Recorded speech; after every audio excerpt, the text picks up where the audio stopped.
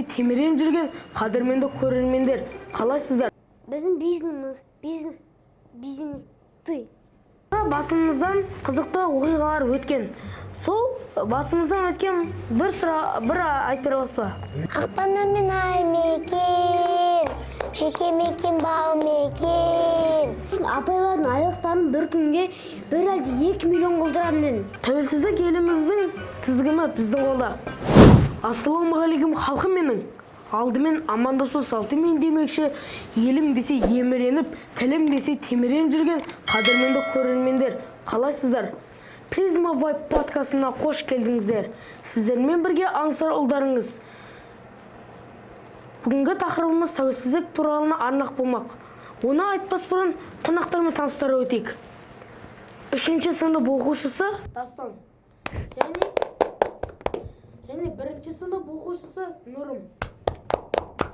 Және 5-ші сынып оқушысы Рамазан. Тәуелсіздік еліміздің тізгіні біздің қолда. Құрметті қонақтар, біз өзімізге көп алып алған жоқпыз ба? Жоқ, біз өзімізге көп алатқан жоқпыз. Мен тэквондоға қатысам, ата-анамды қорғау үшін. Және ініме қараймын, апама көмектесем, атама көмектесем. Кітап оқимын, білім аламын. Жоқ, біз өзімізге көп алатқан жоқпыз. Мен тэквондоға қатысам. Атамды қорғау үшін, інімді қорғау үшін қатысам. Мен мысалы дзюдоға барам, қосымша кітаптар оқимын.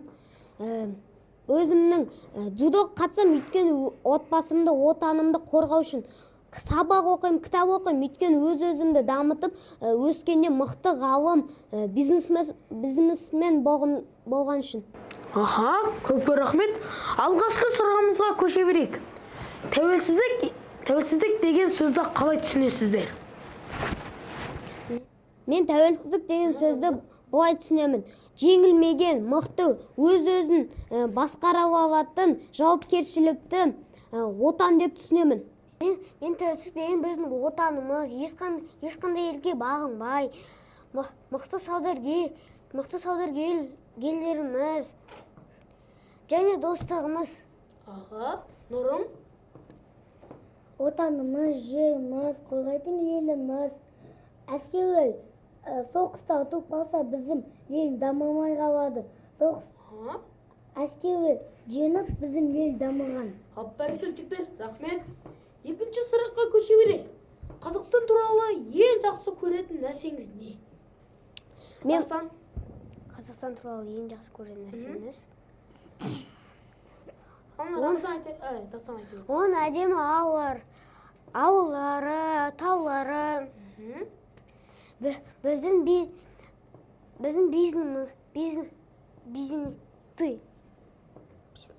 бизнесіміз ұнайды.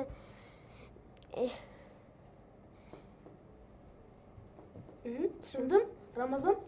Маған мысалы өзіміздің Қазақстанның тамақтары ұнайды. Мысалы көже, қымыз, айран, қуырдақ, бешбармақ. Осының бәрі пайдалы және де дәмді. Аха, Нұрым? Маған мектеп ұнайды. Мектепте кітап оқу, жазу, есеп шығару, спортпен айналысқан ұнайды. Көп рахмет. Қазақстанның қай қаласына барғыңыз келеді және неге? Рамазан? Мен мысалы Шымкентке барғым келеді. Өйткені мен барған достарым Шымкентке айтады. Шымкент өте қонақ жайлы, ақылды, әр қонағын көңілмен күтеді. Өте мықты ел деп айтқан. Мен Көкшетауға барғым келеді. Осы жақта бурабай бар, таза ауасы бар. Яғни осылардың тауларына мінгім келеді. Саяқтағым келеді. Нұрым? Мен Астанаға барғым келеді. Астанада Бәйтерек бар, әдемі мешіт, пирамида бар. Жігіттер, көп рахмет деймін сіздерге. 4-ші сұраққа көше берейік. Елің туралы қандай әнді жақсы көресің? Мен мысалы өзіміздің тәуелсіз әніміз жақсын көрем. Мысалы, бір куплетін айтып берейін. Алтын күн аспаны, алтын дән даласы, ерліктің дастаны, еліме қарашы. Аха, көп рахмет. Нұрым? Жазапаным ауымнан, бағып едім қыдығып, бұғы жақаным алдымнан, ойнап шықты жүгігіп, ақпаннан мен ай мекен, жеке мекен бау мекен, кеттім ондық сағыным, қошақаным қайда кен. Мен қазақпын ойым, мен қазақпын бойымдағы қан қазақ, мен қазақпын мен шырқайтын қазақ, мен қазақтың бақыты менің бағына, барша мен қуанса екен бар қазақ, бар қазақ. Бәрекелдіктер, рахмет. 5-ші сұраққа көше берейік. Сенің ойынша елімізді жақсарту үшін балаларға не істеу керек? Нұрым? Кітап оқу керек, жазу керек, есеп шығару керек, спортпен айналысу. Аха, Рамазан? Біздің еліміздің балаларын дамыту үшін ақыл беріп, спортпен айналыстырып, қосымша кітаптар оқытқызып, мықты сабақ беру керек. Өйткені біздің балалар ақылды болса, біздің ел дамый береді. Әр жыл сайын дамып, мықты елдердің ішіне кіреді. Бәрекелді, рахмет Рамазан.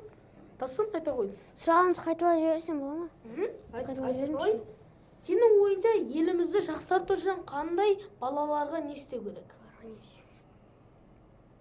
Бала жақсы білім алу керек, жақсы оқу керек, ата-анасын тыңдау керек, апа атасын тыңдау керек. Және спорттарға қатысу керек, өз елін қорғау үшін.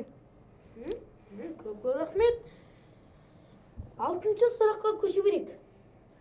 Болашақта Қазақстанның қай елі болғанын қалайсыздар? Нұрым? Дамыған ел болғанын қалаймын. Дамыған елдің бірінші орында тұрғаны қалаймын. Аха, Нұрым? Тасын.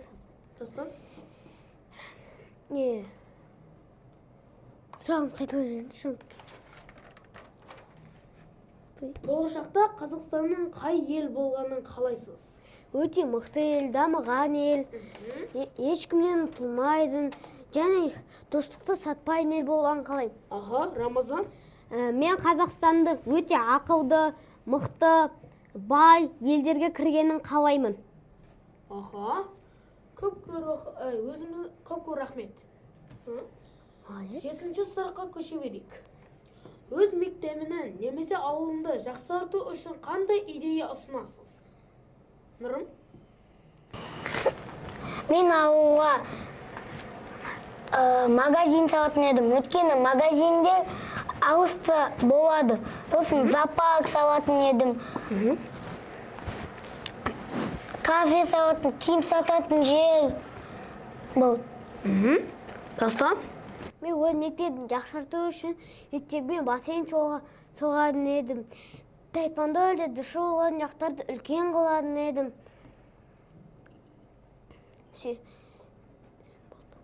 Түсіндім. Рамазан айта қойыңыз. Мен мысалы өзімнің ауылымды дамыту үшін біріншіден бассейн салып, кинотеатр, кафе, зауыттар ашып, зоопарк салып, ойнайтын жерлер салатын едім. Өйткені менің апама ауылдан келу өте қиын. Сол үшін олардың үйлерін ғимаратқа айналдырып, бәріне отель соғып, күшті ауылға айналдыратын едім. Көп рахмет. Өзімізге шапал құрып қойық. 8-ші сұраққа көше берейік. Ауылда басымыздан қызықты оқиғалар өткен. Сол бір оқиғаны айтып бере аласыздар ма? Дастан? Мен бірінші класс болғанда апайым сұраған, қандай үй жануар білесіңдер деп. Мен айттым, таракан деп. Апай айтты, неғып таракан деп. Енді дұрыс қой, мен айттым, енді дұрыс қой, таракандар үйде жүреді ғой. Апайым айтты, таракандар үйде жүрмейді ғой деп. Енді біз немізде таракандар үйде жүреді ғой, униваликтің астында. Бәрімізді күлдірттің ғой. Рамазан, айта қойыңыз. Мен мысалы ауылға бірінші рет барғанда апаммен сиырға барғам. Сол апаммен сиырға барғанда сиырды ат деп ойлап үстіне мініп алғам. Сол кезде атам маған ұрсып берді. Бұл саған ат емес қой деп. Қызықты халық күшті екен. 9-шы сұраққа көше берейік. Бірлік пен достықты не үшін маңызды деп ойлайсыз? Нұрым? Достықты сатпау, досқа көмектесу, досың бинасы білмей жатса көмектесу. Нұрым? Доссыз өмір жоқ. Доссыз өмір жоқ. Ешқандай адам дос болмай жүрсе, олар жалғыз қалып қалады.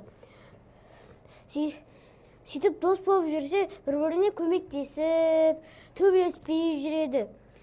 Сосын мектептер бұзылмайтын болады. Рамазан? Достықсыз. Бізге бірлік пен достық өте қажет деп ойлаймын. Өйткені бірлік пен достық жоқ болса, біз өз-өзімізді ұрып, соғып, жауғып санайтын едік, өлтіріп. Ал бірлік пен достық оны құтқарып, біз бір-бірімізге көмектесіп, бір-бірімізді сыйлап, дос болып жүрміз. Аға, көп рахмет. 10-шы сұраққа көше берейік. Сен үшін Қазақстанның қай хан немесе батыр саған ұнайды? Кімге еліктейсің? Немесе кім идеал деп ойлайсың? Мен мысалы Бауыржан Момышұлы батырға идеал деп санаймын. Өйткені Бауыржан Момышұлы 2-ші мировойда ұтып өзіміздің қазақтарымызды құтқарып қалды. Ал өзінің жауынан бір микробты қалдырған жоқ. Өйткені біздің Бауыржан Момышұлы өте ақылды, мықты, парасатты, намысты батыр болған. Достым? Маған идеал Ғайыш батыр, маған идеал. Себебі ана жақтан бомба лақтырғанда Ғайыш батыр балаларды қорғап осы бомбаға жатып қоршап жүрген. Сөйтіп бомба жарылып, Ғайыш байтас балаларды қорғап жіберіп қайтыс болған. Нұрым? Қажымұқан, ол кішкентай кезінен сүт ішіп, бұқаны көтерген.